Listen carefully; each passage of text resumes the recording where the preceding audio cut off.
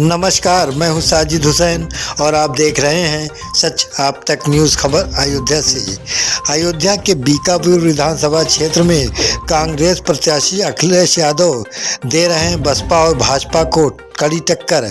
लगातार कांग्रेस प्रत्याशी बीकापुर विधानसभा में जनसंपर्क कर रहे हैं। इस दौरान उनको जनता का भारी समर्थन भी मिल रहा है।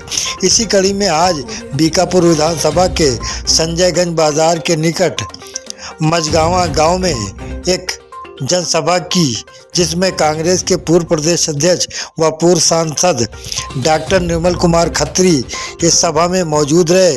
इस सभा में बड़ी लोगों की मौजूदगी रही, खास तौर पर महिलाओं की संख्या देखी गई। लड़की हूँ मैं लड़ सकती हूँ, ये नारा महिलाओं को बहुत भा रहा है और हर जगह महिलाएं कांग्रेस की जनसभाओं में उमड़कर सामने आ रही हैं। सभा में मौजूद डॉक्टर निर्मल कुमार खत्री ने मीडिया से बात करते हुए कहा कि तमाम योजनाओं के साथ और हर वर्ग के लोगों को ध्यान में रखकर कांग्रेस उत्तर प्रदेश के विधानसभा चुनाव में उतरी है। उन्होंने कहा कि कोई भी आदेश या आर्डर लगाने से पहले उसके भीतर जाकर देखना चाहिए कि इस आदेश से कौन पीसा जा रहा है। उन्होंने भाजपा पर निशाना साधते हुए कहा कि ऑनलाइन पढ़ाई के आदेश तो दे दिए, लेकिन गांव में नेटवर्क नहीं है, लोगों के पास मोबाइल नहीं है, जिससे लोगों की पढ़ाई बाधित हुई है। तो वहीं बीकापुर विधानसभा के कांग्रेस प्रत्याशी अखिलेश यादव ने कहा कि गांव बदहाली के दौर से गुजर रहा है। इस क्षेत्र में पिछली विधायिका कभी आई नहीं। अखिलेश यादव ने कहा, समझ में नहीं आता कि सड़क में गड्ढा है या गड्ढे में सड़क है। उन्होंने जीतने के बाद इस गांव में बेहतरी लाने और खुशहाली लाने की बात कही है। ब्यूरो रिपोर्ट, सच आप तक न्यूज़, अयोध्या। क्षेत्र में आज घूम रहे हैं, क्या समस्या लग रही है खासतौर बीकापुर विधानसभा? देखिए, ये बीकापुर विधानसभा में ब्लॉक सोहावल के मझनावा गांव का जो ये काली चौराहा एक है, वहाँ पर हम लोग आज यहाँ पर सभा जो कांग्रेस पार्टी के उम्मीदवार हैं अखिलेश यादव जी, उनके संदर्भ में यहाँ पर रखी गई। और हम लोग देख रहे हैं कि ये विधानसभा बहुत ही उपेक्षित रही सड़कों के मामले में और लोगों की सुख दुख में जिस तरीके से उनकी मदद मिलनी चाहिए उसके मामले में। और जो भीड़ थी यहाँ पर वो इस बात की गवाह थी कि लोगों को कांग्रेस के उम्मीदवार से, प्रियंका जी से, कांग्रेस पार्टी से उम्मीद है कि वो इस विधानसभा क्षेत्र को संवारेगी। लोगों के सुख दुख में काम आने वाला एक विधायक को चुनने का उनके मन में इच्छा जागी है। और इन सभाओं के माध्यम से हम लोगों को ये और बताने की कोशिश कर रहे हैं कि प्रियंका जी अगर सरकार बनती है तो क्या क्या करेंगे। घोषणाएं क्या है सर?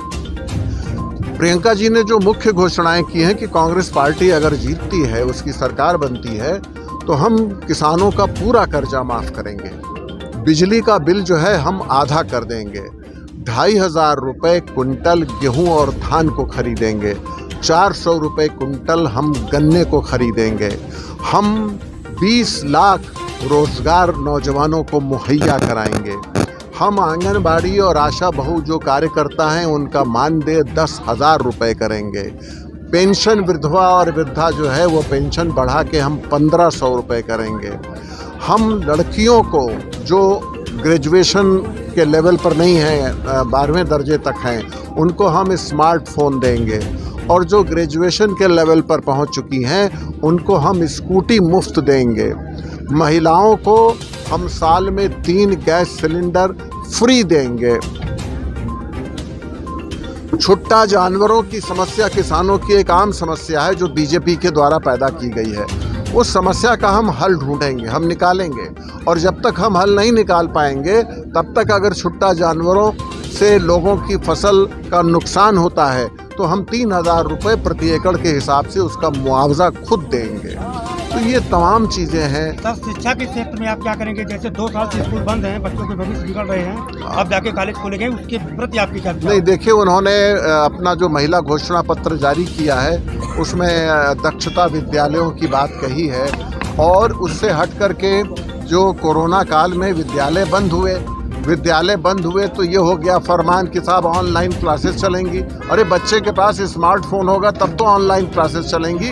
तो अगर ऐसी कोई आपदा आती है कि स्कूल बंद करने पड़ते हैं और ऑनलाइन क्लासेस से ही सिस्टम को चलाना पड़ता है, तो प्रियंका गांधी ने सोचा कि नहीं, हम बच्चों को स्मार्टफोन दें। जो शासन सत्ता चल रही थी बीजेपी की, उसने नहीं सोचा, फरमान जारी हो गया ऑनलाइन क्लासेस।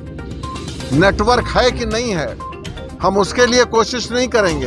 अरे भाई, जब नेटवर्क ही गांव में नहीं रहेगा तो ऑनलाइन क्लासेस कहां से चलेंगे? तो जो ये सब चीज़ें सामने आई हैं, उनका निराकरण करने का मन प्रियंका जी ने बनाया है। धन्यवाद।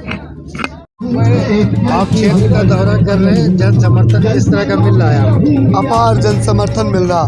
ये उमड़ा हुआ जनसैलाब नहीं दिख रहा है, ये उमड़ा हुआ जनसैलाब बता रहा है बीकापुर में परिवर्तन की लहर चल रही है। सिर्फ और सिर्फ हर गली मोहल्ले गांव में अखिलेश यादव हाथ के पंजे वाले की लहर चल रही है, और कुछ नहीं। हम लोग संघर्ष की उपज हैं, लोग जानते हैं। संघर्ष करने वाले लोग जब आएंगे, उनकी बात को सुनेंगे, उनकी आवाज़ को उठाएंगे, क्षेत्र इलाके का विकास कराएंगे। इसलिए कोई और नहीं, सिर्फ और सिर्फ हाथ के पंजे वाला अखिलेश यादव चाहिए। अखिलेश यादव पंजा निशान।